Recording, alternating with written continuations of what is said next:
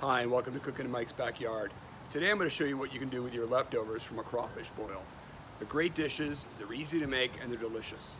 So the night of the boil, I pull off the table anything that's left over, including the crawfish, cloves of garlic, potatoes, sausages, or corn. I'm going to utilize all of these in the dishes I'm going to show you, and they all get pretty much prepped the same way. So after you put them in the bags, we're going to move on to the prepping, either the night of the boil or the next day.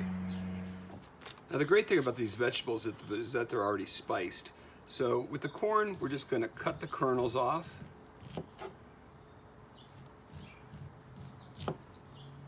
And then put them in a bag and put them in a freezer. Now we have some various size potatoes here. So what we're going to do is cut each one a little differently. We want to cut them into bite-sized pieces. So something like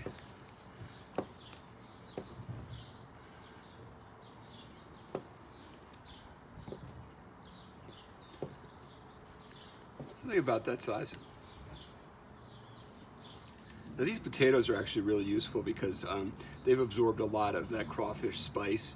So, besides the dishes I'm showing you, sort of an add-on dish I can tell you about. So you toss some mustard and mayonnaise in there, mix it up, add some spices, maybe a little bit of some vegetables, maybe a little dill, and this would just make a fabulous potato salad. This is really great and really spicy and good. Okay, on the sausages, you're just going to cut them about the same size as the potatoes. You just want to make them so that you can enjoy a taste and not have to cut them in the dishes that you're making. So about that size. Okay, so for the garlic cloves, they're pretty well cooked, and what you need to do is just need to press out the loose garlic and try not to get any of the skin. And you're just going to squeeze it into a bowl. Don't try to get it all, because frankly the more you try to get towards the end, the more likely you are to get some of the garlic skin. So you can see we got quite a bit of paste here.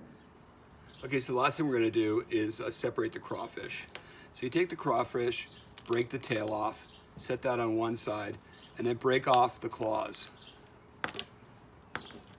We're going to use the tail meat for the various dishes we're making. We're going to use the claws for the stock, and the heads go into the trash. Okay, so for the tails, just break off the top layer so you get a grip of the meat. Grab hold of it with your hand, and then just pinch at the base of the tail and wiggle until the meat comes out. Okay, so obviously we're going to have a lot more than this, but I just want to show you the general process. The tail meat, when we're done, is all going to go into a bag and put in the freezer. The tail shells and the claws we're going to put together and use them to make a crawfish stock. All right, so the first thing I'm going to show you how to do is make a crawfish stock. We're going to need to make the stock because it's going to be used in all the dishes that I show you. All right, so the first thing we need to do is break the claws up. I have here a marble rolling pin. They work really well, and you just got to press down and break them up. All right, after they're broken up, it doesn't need to be perfect, you just want to break up as many as you can. Just set it aside for a second. So after you get the crawfish claws broken up, get a large stock pot, add 2 chopped tomatoes, 1 chopped onion, and about 2 cups of celery. I use the tops and the bottoms from the celery stalk, leaving the middle for something I want to make later. You can put the leaves in there as well. We're also going to add 3 bay leaves. All right, so once you got the vegetables in the stock pot, just take the crawfish tails and the crushed crawfish claws. Just dump them in. Once you have the claws and the tails in the pot, you're going to add about 6 quarts of water, just enough to cover up the crawfish.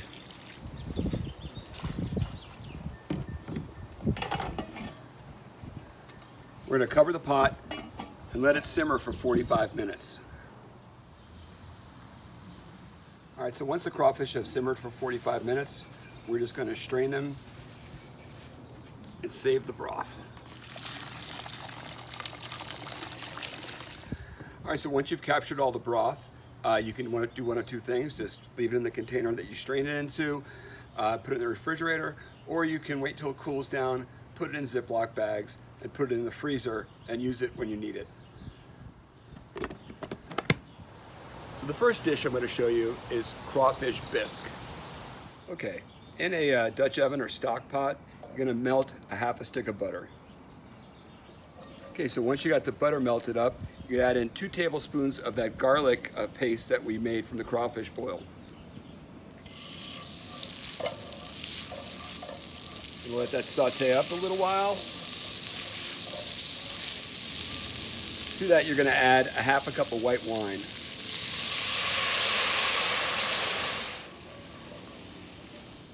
All right, once they've incorporated a bit, you're going to add in 6 ounces of tomato paste. And then just whisk it all around and incorporate the whole mixture. To that, you're going to add 3 cups of the potatoes from the boil, 2 cups of the corn, 2 cups of sausage, and 2 cups of the crawfish tails.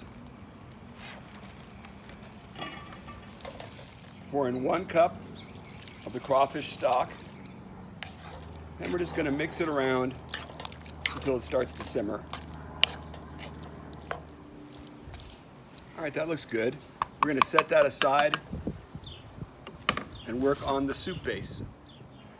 All right, in a large stock pot, you're going to melt 2 sticks of butter. All right, so once the butter is melted, you add flour, 1 cup, slowly stirring it in.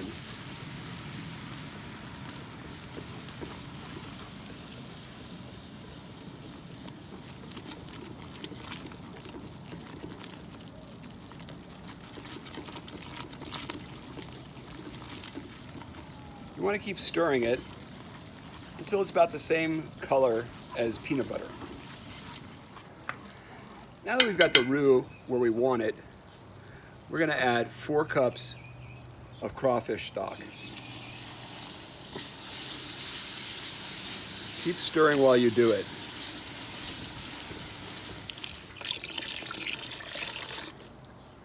Sorry, I misspoke a minute ago. It's actually 8 cups of crawfish stock. Just going to leave that on until it gets to a boil again.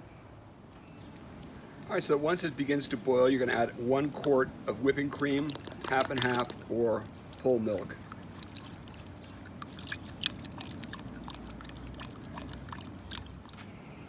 Once this starts to boil, we're going to add in the crawfish and vegetable mixture. All right, so now this is boiling, we're going to spoon in our vegetables and crawfish mixture. And then just mix it up. We're going to let this simmer for about 10 minutes, stirring it often so that it doesn't stick and doesn't burn at the bottom. So when it's all done, you just bowl it up, put a couple dashes of hot sauce on top, little green onions, and it's ready to go. So the next dish I'm going to show you how to make is crawfish jambalaya. Okay, so the first thing we need to do is mix up some Creole spices. This bowl contains 1 teaspoon of salt, 2 teaspoons of garlic powder, and 2 teaspoons of onion powder. To that, we're going to add 1 teaspoon of cayenne pepper, 2 teaspoons of paprika, 1/2 teaspoon of pepper, 1 teaspoon of basil, and 1.5 teaspoons of thyme. And then just mix that up. After you get the Creole spices mixed up, measure off 2 tablespoons of the powder. Save the rest. You can spice just about anything with it. It's delicious. But we're only going to need 2 tablespoons for the jambalaya. As is the case with many Cajun recipes, the starting off point is what's called the Creole Trinity. You have chopped celery, chopped onions, and chopped green peppers. To make the jambalaya, we're going to saute a cup of each of these in 2 tablespoons of butter until they're soft. Once the onions and peppers and celery have softened, you're going to add 1 can of diced tomatoes, 14.5 ounces. 1 cup of white rice, long grain.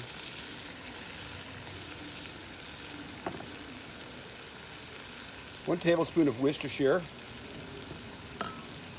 2 tablespoons of the Creole spice,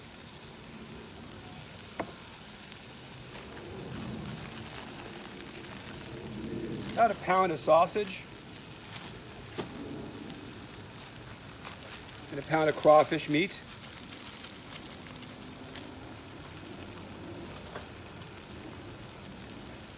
Two cups of crawfish stock.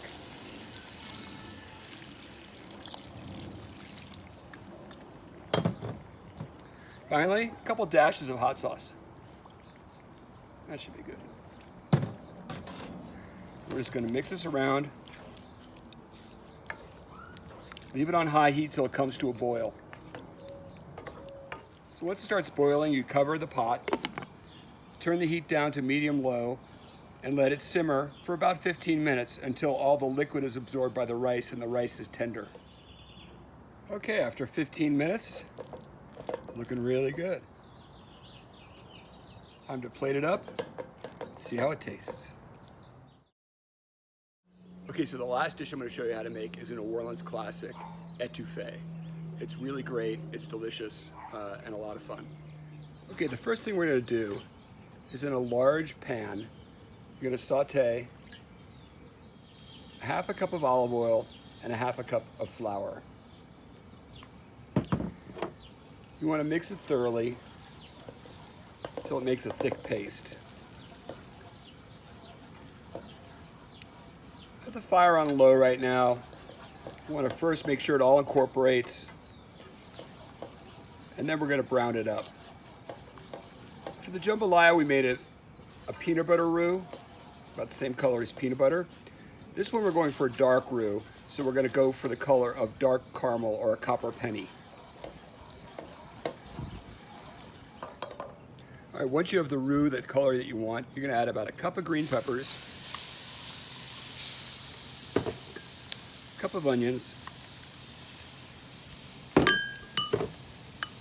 and a cup of celery.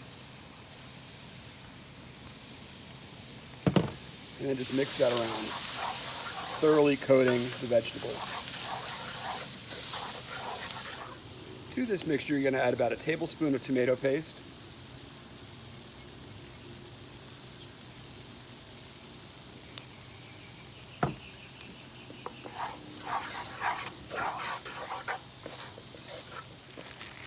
a cup of the hot links from the boil,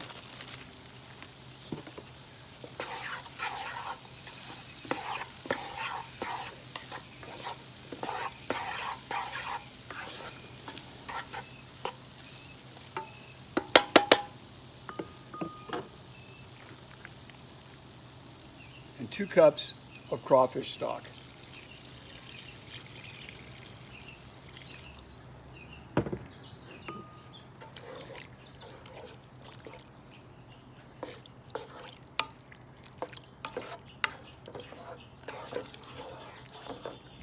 Mix it up, put a cover on it, let it simmer for about 30 minutes. Okay, once the sauce is thickened, has been simmering for about 20 minutes, add 2 pounds of crawfish from the boil.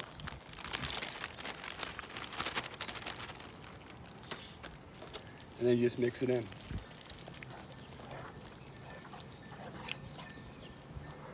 We're going to let this simmer for about another 5 minutes and then plate it up.